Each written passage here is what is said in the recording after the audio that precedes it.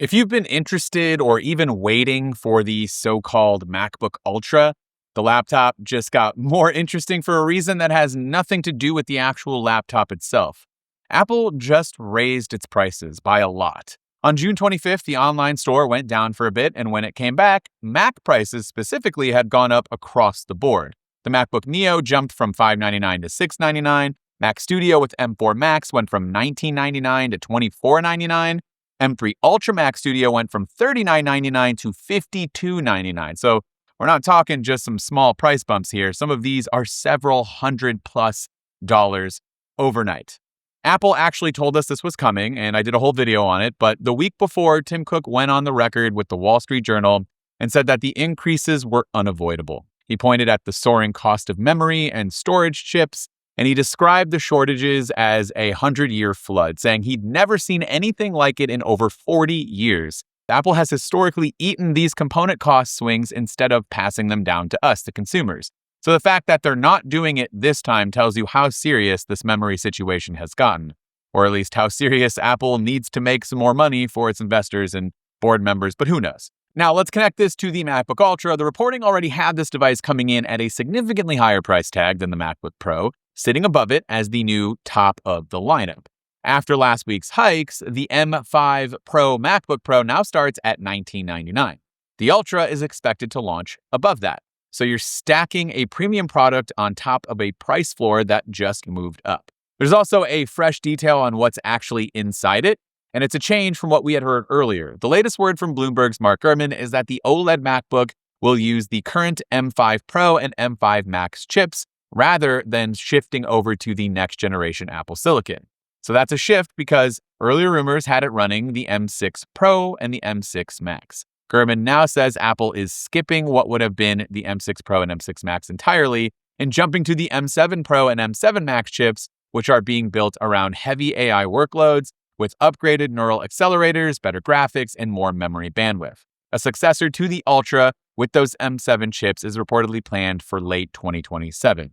So the first versions of this MacBook Ultra laptop leans on chips that we already have, and the bigger silicon leap comes a generation later, most likely, if all things go as planned, towards the end of 2027. He also pegged the launch window as between late this year and early next year, with 14 and 16-inch sizes carrying the internal code names K114 and K116, a new design, and an iPhone-style dynamic island. So with that said, let's do a quick backup and maybe a little refresher on what this device actually is, because, well, if you don't know much about it, MacBook Ultra is the rumored branding for a brand new high-end model that would sit above the MacBook Pro entirely and not replace it. Apple's reportedly leaning into the Ultra branding across the lineup, with the foldable iPhone Ultra being the other product getting that treatment in the same window.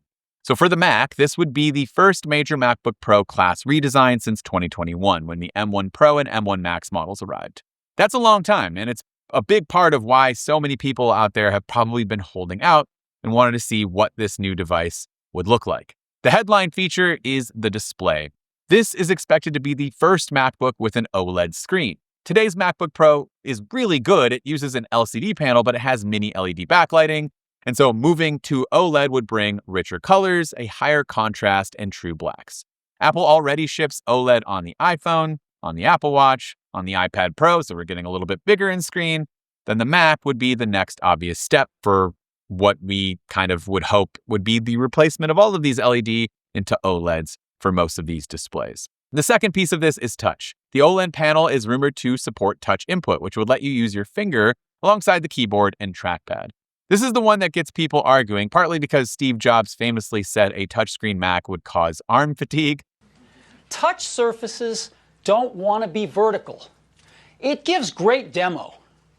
But after a short period of time, you start to fatigue, and after an extended period of time, your arm wants to fall off. It doesn't work. It's ergonomically terrible. That comment was a long time ago, though, and Apple has reversed course on plenty of things over the years. It's also worth noting that macOS 27 has already been quietly laying the groundwork here, adding direct touch input to Sidecar, pull to refresh gestures, and a search or ask interface that fits the dynamic island screen. Software-wise, the pieces are beginning to line up there, so that's another kind of step in the right direction for those who are hoping that this would be a touch input Mac. Third is that dynamic island. The rumors point to a hole punch camera replacing the notch, which opens the door to have the same dynamic island treatment that we've had on the iPhone. Picture low battery alerts, AirPods connection indicators, and other quick bits of information, live activities living in that top area of the screen with thinner bezels pushing towards a more edge-to-edge display look. And fourth is the design itself. The Ultra is expected to be thinner than the current MacBook Pro, and the move from mini LED to OLED helps make that possible. The good news so far is that there's no indication that Apple plans to strip out any ports again. So, there was that one time where we didn't have HDMI or MagSafe or SD card slots, and it looks like those are all safe still for now, which would be really sad if those left because I use them all the time. If you remember how unpopular it was the last time Apple removed those, you understand now why people would be upset, myself included. Fifth is connectivity. Apple has reportedly at least looked at building cellular straight into the Mac.